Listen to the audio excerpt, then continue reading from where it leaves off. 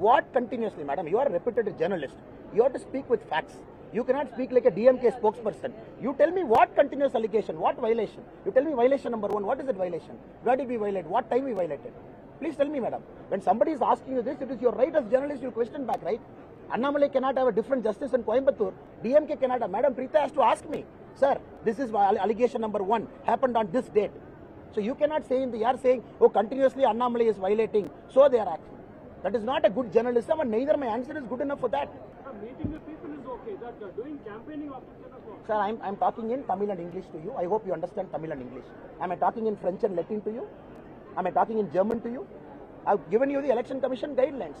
Election Commission, anywhere it says after 10 o'clock the candidate has to keep his mouth shut. It only talks about loudspeaker from 10 o'clock to 6 p.m.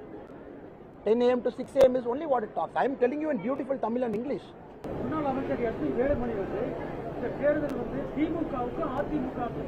June 4ஆம் தேதி இங்க இருக்கீங்களா? Ticket போட எங்கேயாச்சும் வெளியே போறீங்களா? June 4ஆம் தேதி கோயம்புத்தூர்ல இருப்பீங்களா? வெளியே போவீங்களா? குலதெய்வம் கோயிலுக்குலாம் போக மாட்டீங்க, ஊருக்கு தான் இருப்பீங்க. 4ஆம் தேதி ரிசல்ட் பார்த்து பேசுவோம்.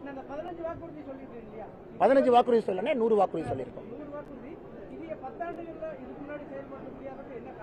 இன்னைக்கு பொறுப்பெடுத்து நாங்க நிக்கிறோம். என்ன கேள்வி கேட்கறீங்க? ஒரு மனசாட்சியோட கேட்கறீங்களா? நீங்க ஒரு மனசாட்சியோட கேள்வி கேட்கறீங்களா? வாய் இருக்குன்னு நீங்க கேள்வி கேட்டா அப்புறம் வாய் இருக்குன்னு நானும் பதில் சொல்லுவேன், தப்பா போயிடும்.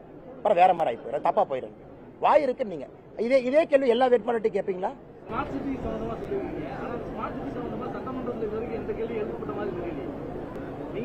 எழுப்புறப்ப எழுப்பவும் பண்ண நான் பேசியிருக்கேங்க ஸ்மார்ட் சிட்டில. உங்களுக்கு எல்லாத்துக்கும் தெரியும். வேண கேள்வி கேட்கறீங்களா? எத்தனை முறை நான் ஸ்மார்ட் சிட்டி பத்தி உங்ககிட்ட நூற்றுக்கணக்கான முறை பேசிட்டு இருக்கேன். சட்ட பேரவையில பேசியிருக்கேன். அது மாநில தலைவர் சொல்லியிருக்காரு.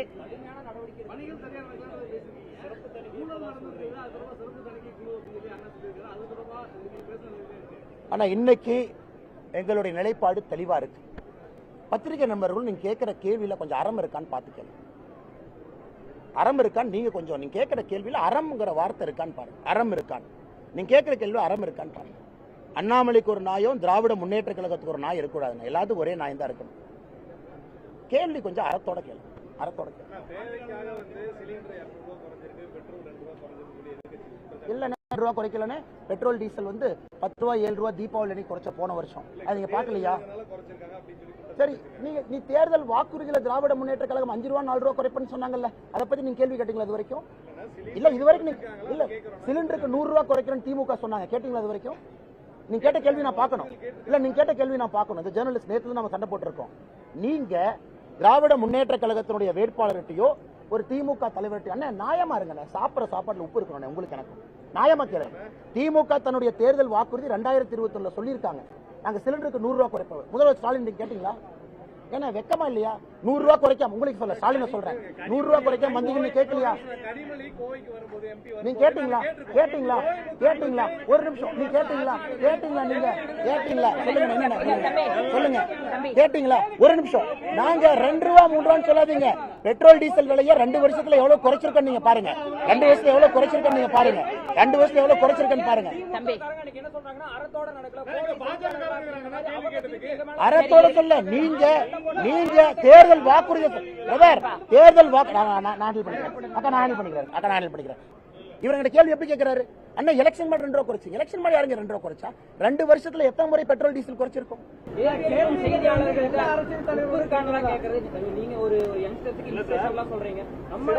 ஆமாண்ணே, ஒரு நிமிஷம், மக்கள் முடிவு பண்ணிட்டேன். நீங்க நடந்துக்கிற விதத்தை மக்கள் முடிவு பண்ணட்டும்.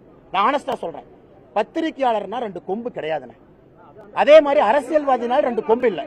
ஒரு நிமிஷம், மக்கள் தான் பாக்குறாங்க சார், மக்கள் தான் பாக்குறாங்க. நீங்க நியாயமா இருந்தா இந்த நாடு எப்ப முன்னேறி இருக்குமே? மக்கள் தானே பாத்துட்டு, உங்களையும் மக்கள் பாக்குறாங்க, என்னையும் மக்கள் பாக்குறாங்க. பத்திரிகையில் அறம் இருக்கான்னு மக்கள்கிட்ட நான் கேட்கிறேன். பத்திரிகையில் அறம் இருக்கான்னு நான் கேட்கிறேன். பத்திரிகையில் அறம் இருக்கான்னு கேட்கிறேன். கம்ப்யூட்டர் இருக்கு, கூகுள் இருக்கு. மத்திய அரசு எத்தனை முறை பெட்ரோல் குறைச்சு உங்களுக்கு தெரியாது? உங்களுக்கு தெரியாம சின்ன பாப்பாவா நீங்க? சின்ன பாப்பாவா? 2ஆம் கிளாஸ் படிக்கிற பாப்பா?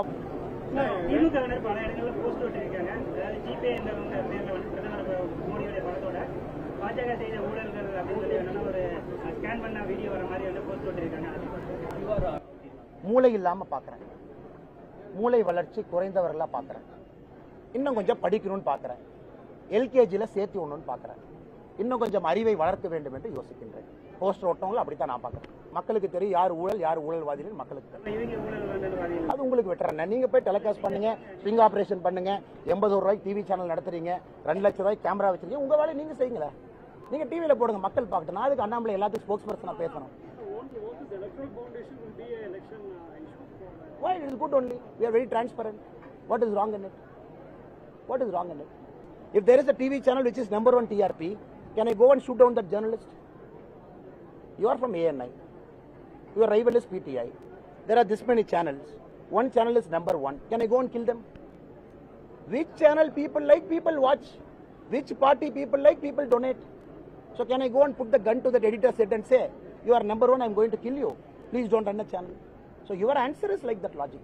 தெற்கு தொகுதி ராமநாதபுரத்தில் இந்த மாதிரி நடந்தபோது ஒரு சிறையில் அடைக்கப்பட்டார். இப்போ வரைக்கும் வெளியில் விடப்படாது. அதாவது பிரச்சாரத்தின் போது இந்த மாதிரி அடிக்கடி பாஜக தொண்டர்கள் வந்து கை நீட்டி அன்னைக்கு தம்பி நானும் ஒன்னாதான் போறோம். அவர் எப்படி நம்ம கிட்ட நடந்துட்டாருன்னு கேளு. ஒரு நிமிஷம் குற்றச்சாட்டுன்னு சொல்லுங்க. ஏன் பாஜக அப்படி இருக்குன்னு சொல்லாதீங்க. நான் வீடியோ போட்டு காட்டுறேன் உங்களுக்கு. உங்க கேள்வி என்ன கேட்டீங்க இதுக்கு முன்னாடி? தொடர்ந்து ஏன் பாஜக தொண்டர்கள் இந்த மாதிரி நடந்துக்கிறாங்கன்னு கேட்டீங்க.